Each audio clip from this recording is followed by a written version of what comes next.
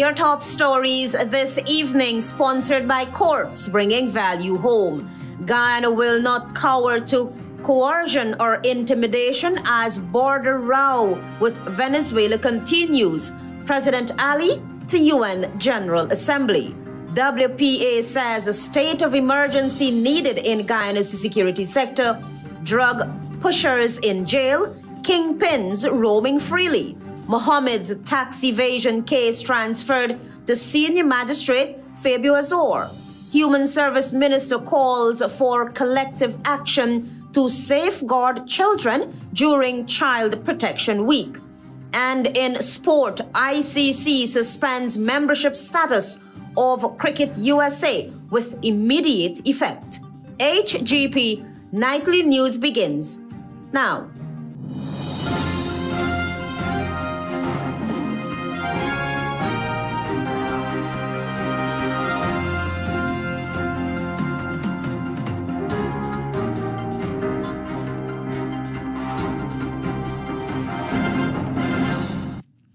Good evening to our viewers here in Guyana and online. I'm ALETHEA Grant with the Wednesday, 24th of September, 2025 edition of the HGP Nightly News. In the news tonight, President Irfan Ali on Wednesday told the 80th sitting of the United Nations General Assembly that Guyana will not cower to coercion or intimidation, even as the border controversy with Venezuela continues. Here's that story.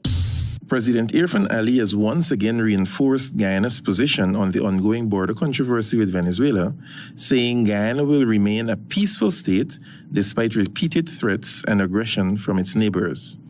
President Ali, while addressing the 80th sitting of the United Nations General Assembly on Wednesday, said Venezuela must refrain from its attempts to alter the region's status quo. Yet, Venezuela persists with unilateral laws and threats of annexation, flagrantly violating international law, the UN Charter, and the very principles that sustain global order. If the rights of a small state can be trampled upon and legally binding orders ignored, what protection remains for any nation under international law? President Ali said despite continuous threats, Guyana has full confidence in international law and the principles of sovereignty, territorial integrity, and non-interference remain non-negotiable. We will not cower to coercion, intimidation, or unilateral action. We thank our international partners and allies for their solidarity. The long-standing border controversy between the Cooperative Republic of Guyana and the Bolivarian Republic of Venezuela arose as a result of the Venezuelans' contention that the arbitral award of 1899 was null and void. At the center of the controversy is the resource-rich Essequibo region, which has been administered by Guyana for more than a century, but claimed by Venezuela as part of its territory. Venezuela, however, remains defiant even as the matter engages the International Court of Justice. Marvin Cato reporting for HGP Nightly News. Meanwhile, President Irfan Ali and United States Secretary of State Marco Rubio on Wednesday held discussions in New York on deepening bilateral relations between the two countries. The president on his Facebook page said discussions highlighted the importance of the existing strategic partnership in advancing regional security, especially to support regional efforts in the fight against narco-terrorism and transnational crimes. The meeting also saw an exchange of views on issues facing the hemisphere, including the situation in Haiti and Cuba. Discussions also emphasized that the United States remain Guyana's important trade ally, with both sides recognizing the need to work closely to realize full benefits of bilateral trade relations. Progress on the ongoing bilateral trade talks and the efforts aimed at ensuring a mutually beneficial agreement is reached also formed part of the discussions. Guyana and the United States are also committed to continuing close coordination at various multilateral fora to address many global challenges, the president said. Incoming Member of Parliament Dr. David Hines says a state of emergency is needed in Guyana's security sector to help tackle the drug trade. He asserts that drug pushers are in jail while the kingpins roam freely. Travis Chase reports. Given that corruption and bribery have taken center stage in Guyana's security sector, the Working People's Alliance has amplified the call for a state of emergency in Guyana's security sector. Leader of the Working People's Alliance, Dr. David Hines, explained the party's position during his Wednesday morning press conference. We have to admit that the system has reached the tipping point and it has to stop. So we're not talking about a reform of the system. We're not talking about tinkering with the system, the security system. We are talking about an admittance that the security system is broken and it has to be completely renovated. Referencing the steady drug busts in Guyana, the WPA says it is not at all surprised that drug pushers end up in Guyana's jails while the drug kingpins roam freely. And so it is not surprising that people at the bottom of the illicit ladder, so to speak, are apprehended. But those who control the system of illicit drugs and drug activity are let go. Dr. Hines stressed that once corruption plays a major part in Guyana's security sector, crimes such as narco-trafficking will remain unsolved. We are calling for a complete overhaul of the security system in Guyana. We have done studies after studies, but these have not been implemented. According to the 2025 United States International Narcotics Control Strategy Report, Guyana's fight against deeply entrenched drug trafficking and money laundering is being hampered by corruption involving police, soldiers, and custom officers. This, according to the WPA, validates its call for a state of emergency in Guyana's security sector. Our country is a corrupt country. Corruption runs deep in the society. It starts at the top and starts at the bottom. Bribery is part of the everyday life in Guyana. It's part of governance. Back in June, 6 accused drug traffickers who allegedly used boats and narco subs to traffic cocaine were hit with United States sanctions. Travis Chase, HGP Nightly News. The tax evasion case against incoming opposition leader Azore Mohamed has been formally transferred to another magistrate. Tiana Cole has that story. The tax evasion charges brought against Mohamed by the Ghana Revenue Authority, GRA, were on Wednesday transferred to Senior Magistrate FABAYO AZORE at the Georgetown Magistrates Court. When the matter was first called before Acting Chief Magistrate Faith Auguste, Mohamed's attorney Sayon Durjan requested additional time to allow for case management preparations. However, Attorney Sanjeev Datrin, appearing on behalf of GRA, told the court that the prosecution has already completed its disclosure and was prepared to move ahead with the trial. After hearing both submissions, Magistrate Auguste adjourned the matter to October 3 for report and order that it be transferred to Magistrate Azore in Court 3. Once before Magistrate Azore, a trial date will be fixed. Mohamed, who was charged in May, faces 2 counts of tax evasion filed by GRA. The first charge alleges that on December 7, 2020, at Lot 201 Camp Street, Mohamed knowingly caused and submitted a false declaration to the GRA concerning a 2020 Lamborghini Aventador. Authorities claimed he listed the vehicle at $75,300 when its true value was $695,000.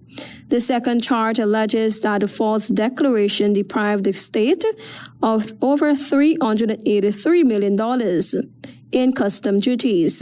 Mohamed pleaded not guilty to both charges and is currently out on bail in the sum of $500,000. Earlier in April, GRA officials supported by police ranks attempted to seize several luxury vehicles from Mohamed's Houston Greater Georgetown residence. The agency has since argued that the vehicles were imported under the Remigrant scheme, but did not meet requirements for residency status or proper declaration of value. Tiana Co reporting for the HGP Nightly News. Join us after the break. We have more news for you.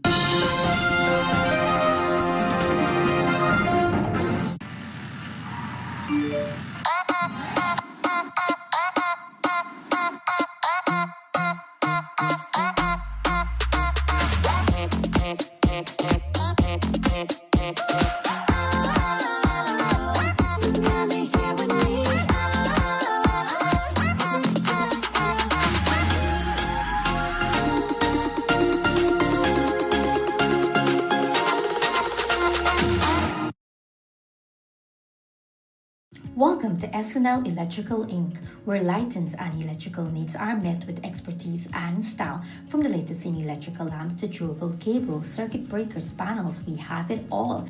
Illuminate your space with our elegant chandeliers, stunning crystal lights, and versatile pole lights. Looking to upgrade your comfort? Explore top-of-the-line AC units and our diverse selections of stylish styles. Visit us at 170-180 Thomas Street, Kitty, Georgetown. Discover solution that not only lights up your world but transforms it.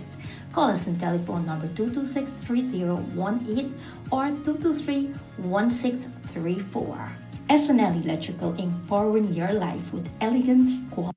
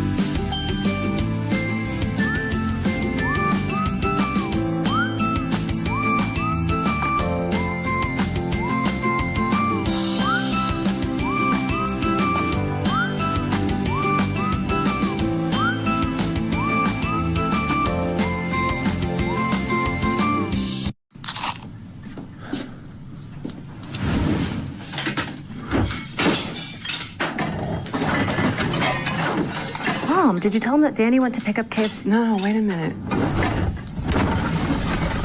Are we really not going to tell him we already have KFC? A tasty dinner shouldn't be that complicated.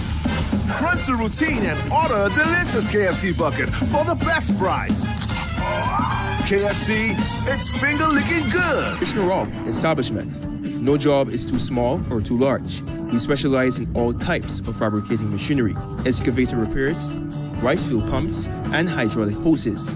Visit us at Lot 113, Block CC, Monroe Road, East Coast, Marara, or call 220-96224-629-4021 or 619-7880. At Krishna Rolf Establishment, no job is too small or too large.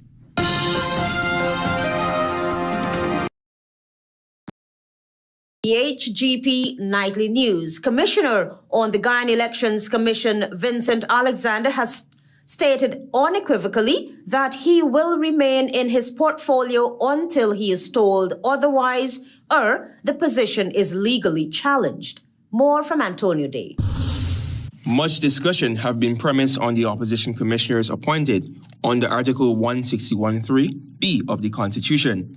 Some political pundits contend that these commissioners can only be removed for sickness, mental illness, or misbehavior, implying that they serve for life in accordance with Article 225(2) of Ghana's Constitution.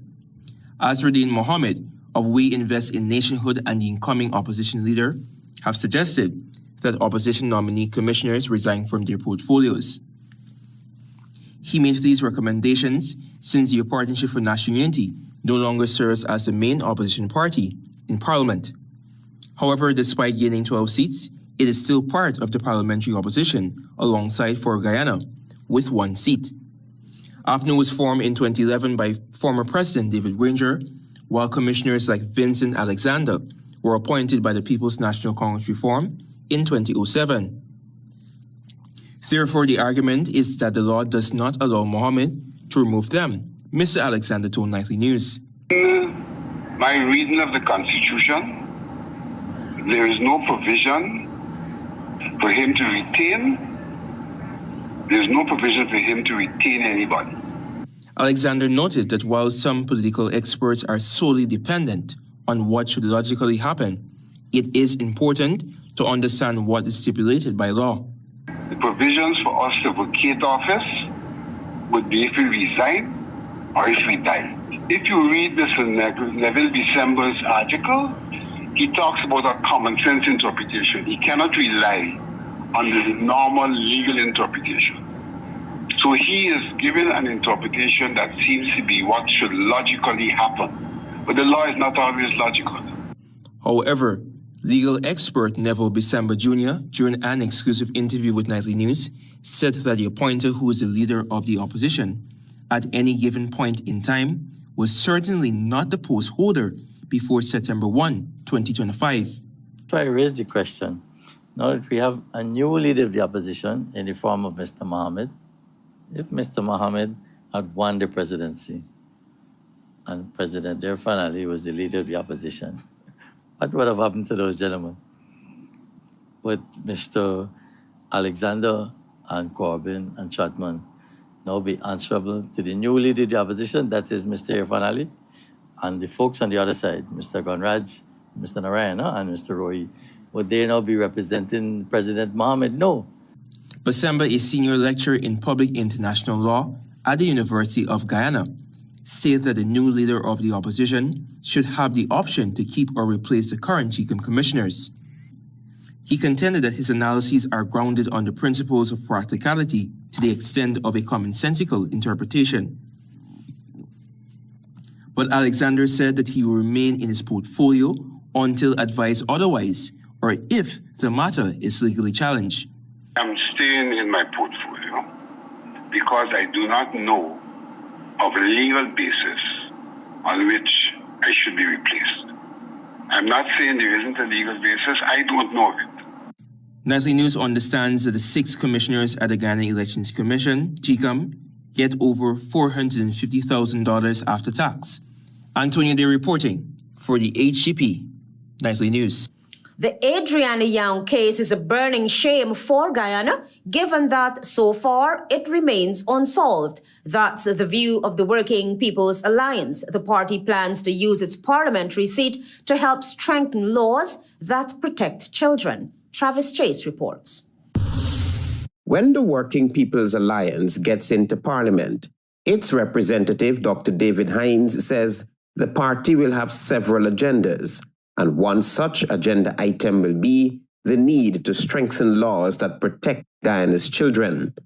Dr. Hines says the tragic circumstances surrounding the death of 11-year-old Adriana Young at the Doubleday Hotel in Tushin, East Bank, Essequibo, on April 24, 2025, is an example of weak laws. Adriana Young's murder brings into full view of our society the dangers of young people and the need to strengthen laws to protect children in this society. The politician had some choice words since no one to date has been held accountable for the death of the 11-year-old child. It's really a burning shame that such a high-profile disappearance of a child has been left unsolved. Dr. Hines questioned the purpose of the laws that are supposed to protect children. It seems as if the law is protecting those who go after children. You read in the newspapers so many stories about the abduction of children and all of that, and you don't see the kind of earnest that you want to see. The Working People's Alliance stressed that while the Adriana Young's case may be placed on the back burner, The larger issue at hand is for the strengthening of Guyana's laws where children are concerned. The Adriana Young issue for us is not dead.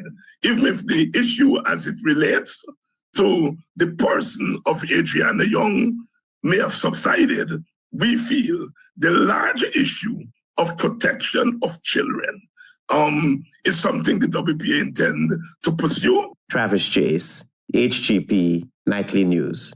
Farmers from the communities of Bachelor's Adventure and Beirut on the east coast of Demerara have raised concerns regarding laying of pipelines through their farms by the Guyana Water Inc. Farmers say GWI's contractor did not honor decisions made during initial discussions. Marvin Cato is on that story.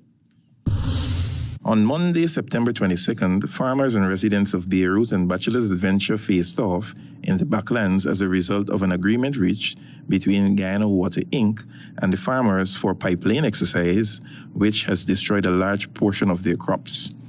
A letter seen by Nightly News, dated August 28, 2025, was sent to Mr. Tyrese Richards, engineer of GWI, requesting that construction be halted until an agreement for compensation for the affected farmers could be reached. Subsequently, 5 individuals claiming to represent GWI, along with Mr. Richards, met with the Vice Chairman, Community Development Council CDC members, and all affected farmers in the area where the works are being executed. Despite this meeting, no formal agreement was made. A second letter was then sent to Mr. Richards on September 17th, 2025. When I come, I see what they're doing. So it got me upset now. But now the man tell me that when the operator come, lay down, avoid from mashing up the rest of food plants. On September 18th, 2025, Richards informed the council that a meeting with GWI had taken place concerning the matter, but no agreement was reached. Nevertheless, pipeline works resumed on September 19th, 2025, carried out by contractor CNL Construction that was awarded a contract by GWI. As a result, more damage to farmers' produce occurred, which caused further tension. Father, they by me stop nobody from doing what they got to do, but don't damage me, buddy. This is why I got me there in bed. The CDC and farmers are requesting that GWI take immediate steps to bring about a swift resolution to the issue by honoring their initial agreement. Calls are also being made for a fair and transparent process so that farmers receive adequate compensation for their damaged crops as well as farmlands that may be damaged as works continue. Farmers are also calling for works to be halted until an agreement is finalized to prevent further losses. Meanwhile, Nightly News learned that officials from GWI and CNL Construction Company held discussions with the farmers with respect to compensation due to damages, but a decision is yet to be made. Marvin Cato reporting for HGP Nightly News. Stay tuned, we have more news for you. Planning a cleanup? We can help. Vaughn's Waste Management skip bins can be provided for home renovation projects, yard cleanup, or construction project. It's simple. Step 1, give us a call. Step 2, we put down the bin. Step 3, load it up with all of your junk. Step 4, we take it away. That's simple. Bins are also available in various sizes, so there is no job that is too big or too small. Call Vaughn's Waste Management today at 218-1455. Life is full of beautiful moments, but did you know that everyday activities can expose you and your loved ones to harmful worms? From playing in the dirt to cuddling with pets, even eating unwashed fruits and vegetables. These common activities can cause worm infestation. Intestinal worm infections can cause nausea, fatigue, bloating, or even stomach pains. Dr. Setival has the remedy for you. Use worm medicine to prevent infections and to rid your family of these pests. Check your nearest pharmacy for Levem with pack sizes suitable for families large and small. Just a single dose after a meal treats common worms. Protect your family with Levem so you can focus on what truly matters, making memories. Distributed by Massey Distribution, Guyana Limited.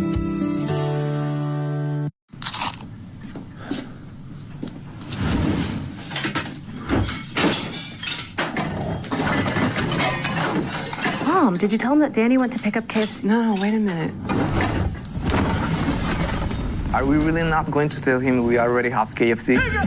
A tasty dinner shouldn't be that complicated. Crunch the routine and order a delicious KFC bucket for the best price. KFC, it's finger-licking good.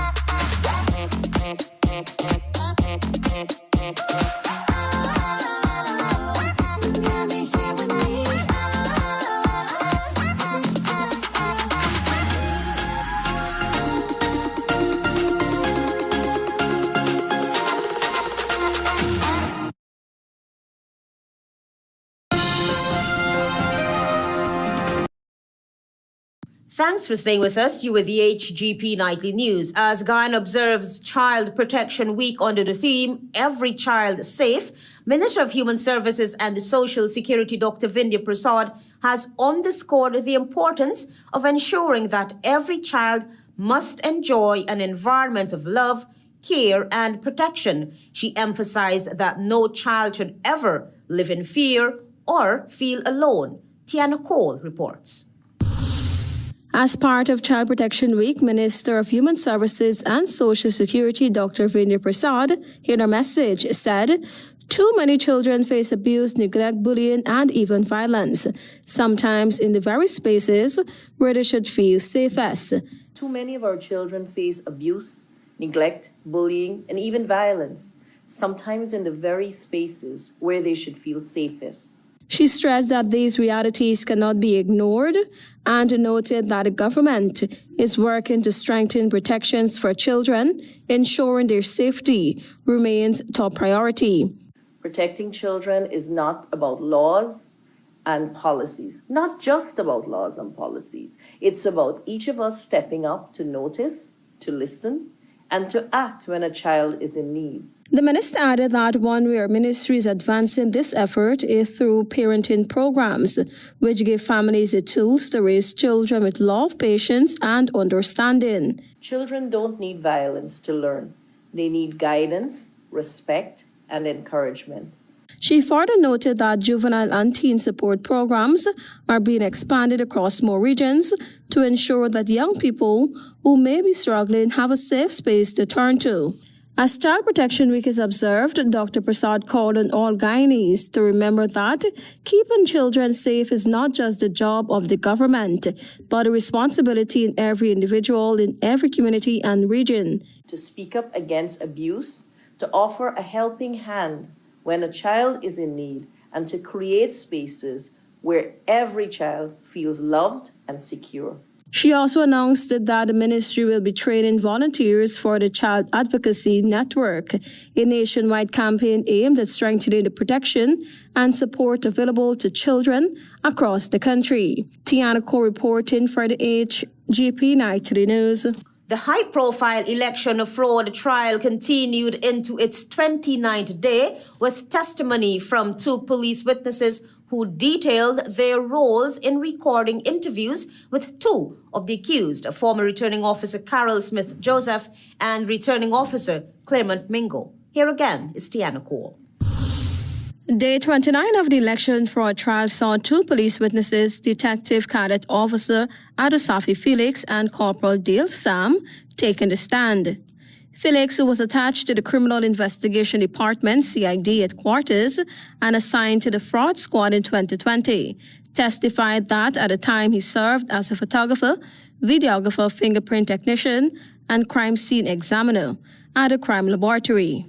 He recalled that on October 1, 2020, while on duty, he received instructions to record a video and audio interview with defendant Carol Smith Joseph. The session, conducted in the presence of attorney Nigel Hughes, was later played in court.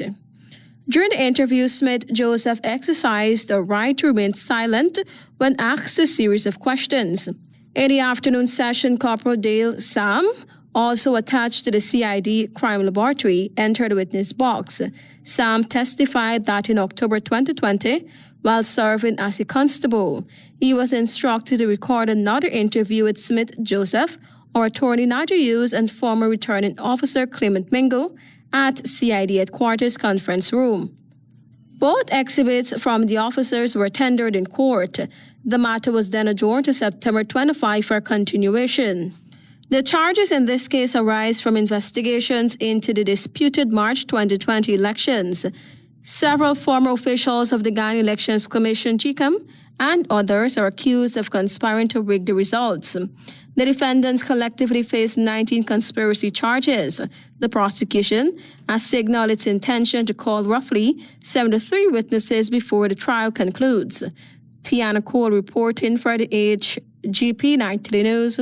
The country has taken a historic step forward in mental health care with the opening of its very first electroconvulsive therapy or ECT clinic. Jada June reports. Minister of Health Dr. Frank Anthony attended the official launch of the state-of-the-art electroconvulsive therapy ECT clinic at the Georgetown Public Hospital Corporation. The clinic, the first of its kind in Guyana, is a result of a partnership between the Ministry of Health, Georgetown Public Hospital Corporation, and the Center for the Global Health at Northwell Health in the United States. According to Dr. Casey Dodson, president in psychiatry, said electroconvulsive therapy is considered one of the most effective treatments for individuals battling severe psychiatric conditions, including major depressive episodes, schizophrenia, and catatonia, especially in cases where traditional therapies have failed. It's recommended for patients who have treatment-resistant schizophrenia, patients who have treatment-resistant depression, but also patients who are acutely ill, very violent, and that you need urgent treatment. Among them was Dr. Sohak Sanganai, director of the Division of Interventional Psychiatry at Northwell Health, who described the facility as a major advancement in psychiatric treatment for Guyana. Dr. Timothy Morgan, Director of Mental Health at the Ministry of Health, also underscored the significance of the clinic, noting that it represents a transformative moment for the country's mental health system. Minister Anthony reaffirmed his ministry's commitment to modernizing Guyana's health services, stating that patients will now have greater access to evidence-based treatment options that meet international standards. With the launch of the ECT clinic, Guyana joins a growing number of countries offering advanced psychiatric care, ensuring that more citizens can access life-saving interventions right here at home. A historic milestone for mental health in Guyana and one that could change countries' lives. Jada June reporting for HGP Nightly News. The government of Guyana is moving to make life easier for citizens when it comes to building approvals and extensions. A new single window system is being developed to streamline the application process, cutting out delays and confusion through NDCs. Here again is Jada June. The government of Guyana is taking steps to make life easier for citizens with the planned rollout of a single window system for building approvals and extensions, both domestic and commercial. Earlier, Colin Crowell, Minister of Housing and Water, addressed the faster, easier, and smarter Guyana single window system. The initiative, which is being led by the ministry in collaboration with the Ministry of Local Government and Regional Development, will streamline the approval process by allowing applications to be submitted, tracked, and processed through a central platform. The electronic single window system is basically a transformation, because what you're doing is removing a purely paper system, a paper as well as subjectivity system. Importantly, the service will be made available at the community level through Neighborhood Democratic Councils, NDCs, which falls under the Ministry of Housing. Senior officials, including Permanent Secretary and Ministry of Local Government, Michael Ko Kang, participated in discussions. The meeting emphasized the need to make single-window systems not only efficient, but also accessible to ordinary Guyanese, with NDCs serving as the first point of contact. Local Government Minister Priya Manikchand noted that by working through local bodies, the process will become simpler, faster, and more predictable, sparing citizens the burden of delays and confusion. Government officials stressed that the initiative underscores their commitment to improving public service delivery by ensuring approvals are handled in a way that is efficient, accountable, and citizen-friendly. With preparations already underway, Guyanese across all regions can look forward to the single window system being rolled out through their NDCs, offering a streamlined, community-based service for housing and development approvals. Jada Drew reporting for HGP Nightly News. Stay tuned for regional news. Live the island dream. It's your chance to be one of over 100 winners in the Island Dream promotion. Win your share of more than $1 million in cash and prizes, plus 2 all-inclusive weekend staycations for 2. And that's not all. Score coolers packed with Buster, Turbo, Altitude, and Viva. Just buy any can or bottle of Turbo, Buster, Altitude, or Viva. Find the code starting with BB, then visit at Buster Guyana or Turbo_Caribbean on IG or Facebook for details. Live the island dream, get money. Live the island dream. Come on, Luna, come on.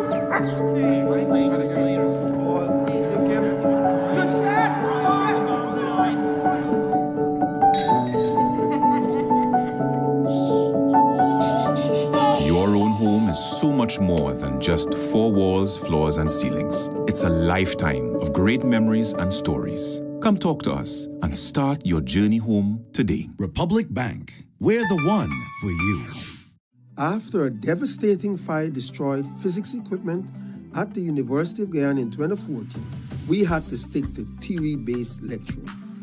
That's when ExxonMobil Guyana stepped in to help. Today, students can turn STEM theory into practice in ways they couldn't before.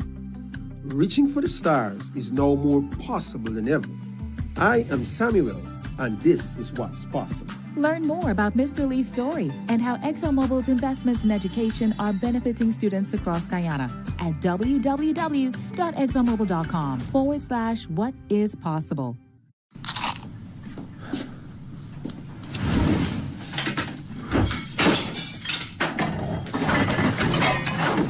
Mom, did you tell him that Danny went to pick up KFC? No, wait a minute. Are we really not going to tell him we already have KFC? A tasty dinner shouldn't be that complicated. Crunch the routine and order a delicious KFC bucket for the best price. KFC, it's finger-licking good.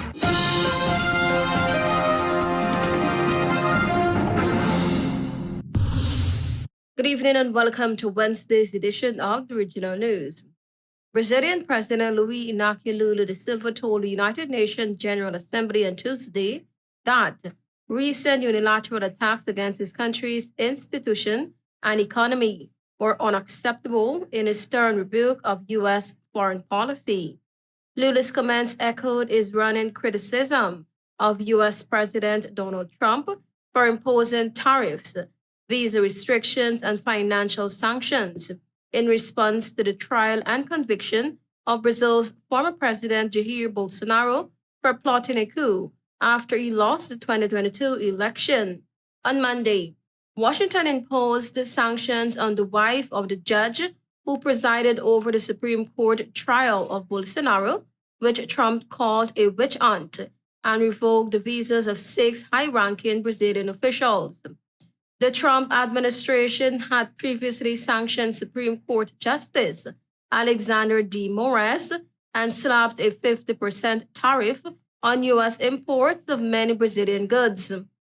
Lula also defended the investigation and due process, resulting in the conviction of Bolsonaro, who was sentenced to 27 years in prison for attempting the coup to stay in power.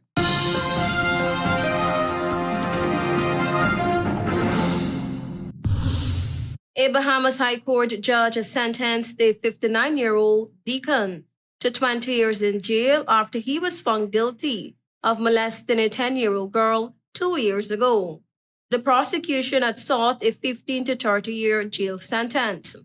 Justice Dale Fitzpatrick handed down the ruling to the man who showed no emotion and whose identity has not been disclosed in order to protect the child's identity.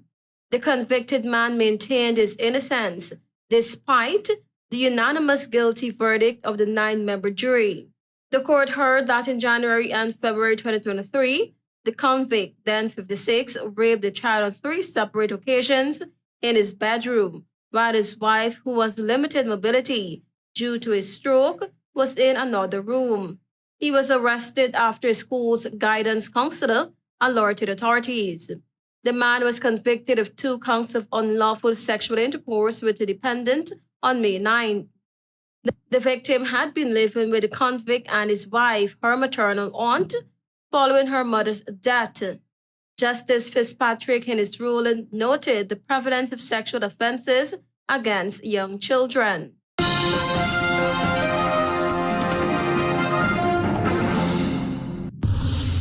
As part of Canada's ongoing efforts to support the security situation in Haiti, the Honorable Anita Anand, Minister of Foreign Affairs, announced new funding of $60 million to support multilateral efforts aimed at stabilizing the situation in Haiti.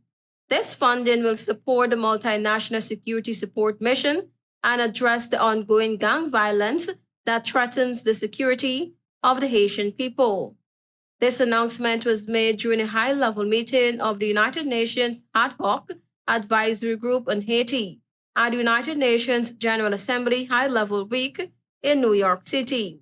$40 million in new funding for the multinational security support mission, conditional on the passing of the Haiti resolution currently under consideration by the UN Security Council.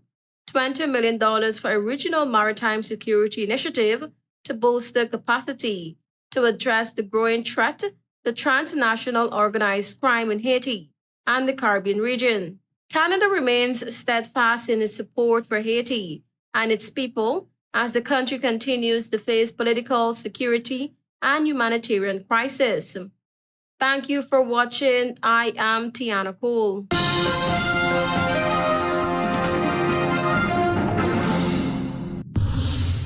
Let's now join Darwin Neblet for HGP's Sports Pulse.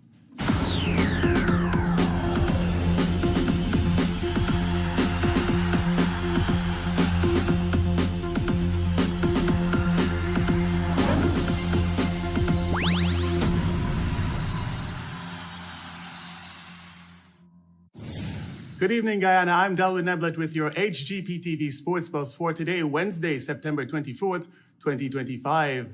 We begin tonight with golf on Saturday. Massey Distribution hosted its Goli and Saldanza golf tournament at the Lusignan Golf Club on the east coast of Demerara. Christine Sukram outshone her competitors, most of whom were men to claim a commanding victory, finishing with a gross score of 77, which equated to a net score of 67 after factoring in her 10-stroke handicap. Close behind in second place was Brian Hackett, who delivered a solid performance with a gross of 86 and with his handicap of 18, posted a net of 68. Third place went to Carlos Adams, who completed the round with a gross of 94 and with a handicap of 23, ended on a net of 71. Moving into football, action resumed in the Georgetown Football Association Senior Men's League 2025 with 2 fixtures at the Police Sports Club ground, Ivleary, on Monday. The first match was a keenly contested 2-1 victory for Camptown FC over Black Pearl on the back of a double from player of the match Marlon Bethel, as Dwayne Bourne scored once in a losing effort. In the second match, Genesis whipped East Rheinveld 5-2 as player of the match Jaden Tasher scored twice and Delon Eastman, Omari James and Michael Oye each scored once in a winning effort. Mario Eastman and Jarrell Granham each scored 1 goal for the losing side. Now for some boxing. According to a press release from the Guyana Boxing Association, the 2025 National Open and Intermediate Championships will be held from the 25th to the 27th of October at the National Gymnasium. Importantly, the championships will officially be renamed in honor of the late Terence Poole, who was a renowned coach and administrator, as well as one of the region's finest technical minds with more than 40 years of dedicated service to the boxing fraternity. October 2nd will mark 1 year since his sudden passing at a medical facility in Georgetown. While serving as technical director of the Guyana Boxing Association, Poole was instrumental in successfully organizing many national open and intermediate championships during his tenure. The Guyana Boxing Association President Steve Ninval explained that naming the championships after Poole was both fitting and necessary. He further added that given the fact his passing was in October, the association felt it would be most appropriate to keep Poole's name and legacy alive through this event being held at that time. Moving on, as a part of his ongoing series of engagements with sporting associations and federations, Minister within the Ministry of Culture, Youth and Sport, the Honorable Stephen Jacobs, met with representatives of the Guyana Badminton Association on Tuesday. According to the minister, it was a fruitful and constructive discussion where they explored ways to strengthen the development of badminton, creating more opportunities for youths, and advancing the sport of badminton in Guyana.